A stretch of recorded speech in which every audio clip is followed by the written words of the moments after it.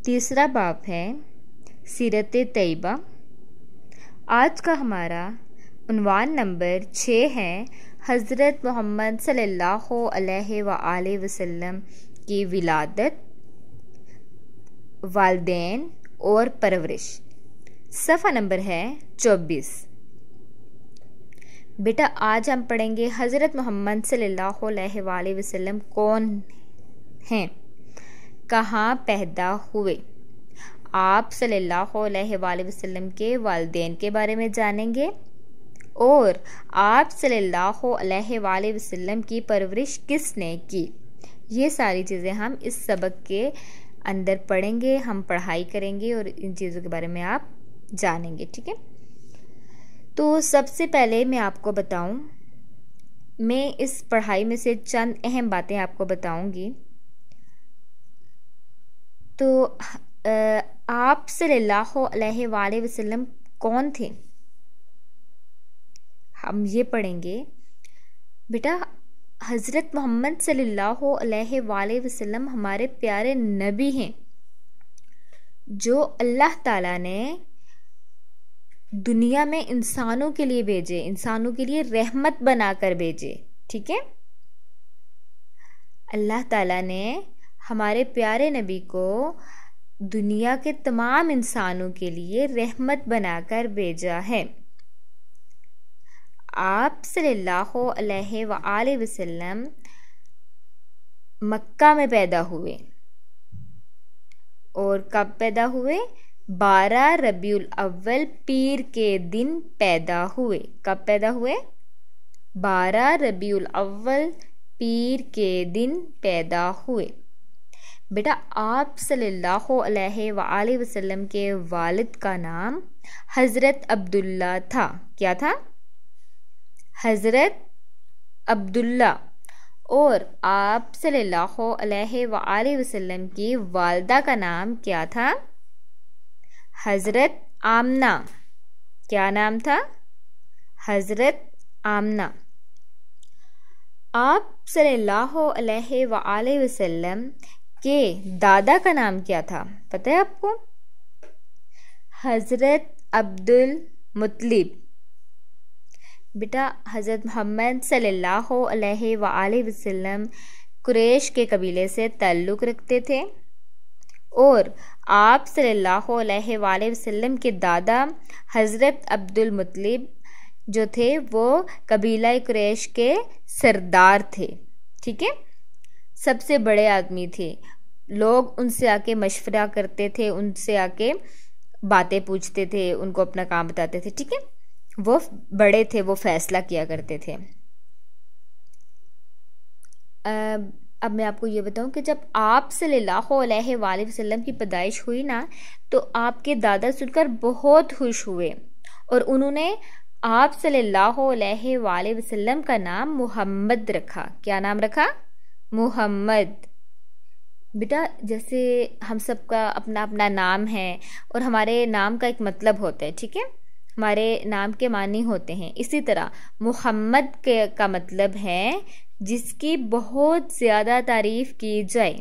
क्या मतलब है? जिसकी बहुत ज़्यादा तारीफ़ की जाए।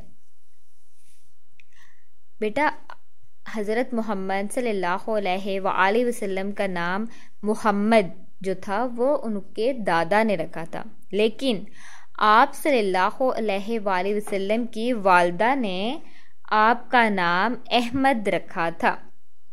क्या नाम रखा था? अहमद। दादा ने क्या नाम रखा? मोहम्मद। और वालदा ने क्या नाम रखा था? अहमद। बेटा ये सफ़ा नंबर 24 पे हमने इस सबक की आधी पढ़ाई की है। अब हम जाते हैं सफ़ा नंबर 25 पे अपनी मश्क की तरफ। हमारा सवाल नंबर 1 है खाली जगह पुर कीजिए। खाली जगह हमने देखनी है। नंबर 1, हमारे प्यारे नबी हज़रत मोहम्मद सल्लल्लाहु अलैहि वसल्लम को सारी दुनिया के लिए डैश बनाकर भेजा गया। क्या बनाकर भेजा गया? रहमत बनाकर। नंबर 2 देखें, आप सल्लल्लाहु अलैहि वसल्लम के दादा अपने कबीले के डैश थे। क्या थे अपने कबीले के? सरदार। Very good. इस खाली जगह में हम क्या लिखेंगे? सरदार थे। नंबर 3 देखें, आप सल्लल्लाहु अलैहि वसल्लम डैश के दिन पैदा हुए। किस दिन पैदा हुए थे? पीर के दिन। हम खाली जगह में क्या लिखेंगे? पीर। खाली जगह नंबर 4 है, हलीमा सादिया ने आप सल्लल्लाहु अलैहि वसल्लम को बहुत डैश से पाला। क्या लिखेंगे खाली जगह में? मुहब्बत से पाला। मुहब्बत से पाला, मुहब्बत लिखेंगे। नंबर 5, आप सल्लल्लाहु अलैहि वसल्लम डैश कबीले से ताल्लुक़ रखते थे। तो मैंने आपको बताया था पढ़ाई में, किस कबीले से ताल्लुक़ रखते थे? कुरैश। कुरैश कबीले से ताल्लुक़ रखते थे। बेटा हमारा आज का दूसरा सवाल है, सवालात के जवाबात लिखिए। सवाल नंबर 1 है, हमारे प्यारे नबी सल्लल्लाहु अलैहि वसल्लम कब और कहाँ पैदा हुए? तो हम इस जवाब देंगे कि कब पैदा हुए। इसका जवाब हम लिखेंगे 12 रबीउल अव्वल को कहाँ पैदा हुए? मक्का में पैदा हुए। इसका आप जवाब लिखेंगे 12 रबीउल अव्वल को मक्का में पैदा हुए। मेरे साथ पढ़ें, 12 रबीउल अव्वल को मक्का में पैदा हुए। सवाल नंबर 2 है हमारा, आप सल्लल्लाहु अलैहि वसल्लम का नाम मोहम्मद किसने रखा और मोहम्मद का क्या मतलब है? बेटा ये जो आपको जगह नज़र आ रही है, जवाब की 2 लाइनें हैं हमारे पास। हम पहली लाइन में इसका जवाब लिखेंगे। ये जो हमारा पहला सवाल बन रहा है कि आप सल्लल्लाहु अलैहि वसल्लम का नाम मोहम्मद किसने रखा, तो यहाँ पे आप जवाब लिखें, आप सल्लल्लाहु अलैहि वसल्लम के दादा ने रखा। दूसरी लाइन में हम मोहम्मद का मतलब लिखेंगे। तो मोहम्मद का क्या मतलब है?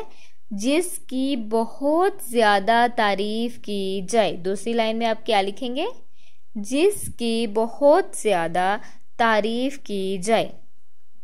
बेटा ये था हमारा आज का सबक। आपने सफ़ा नंबर 24 की पढ़ाई करनी है, आधे सबक की आपने पढ़ाई करनी है।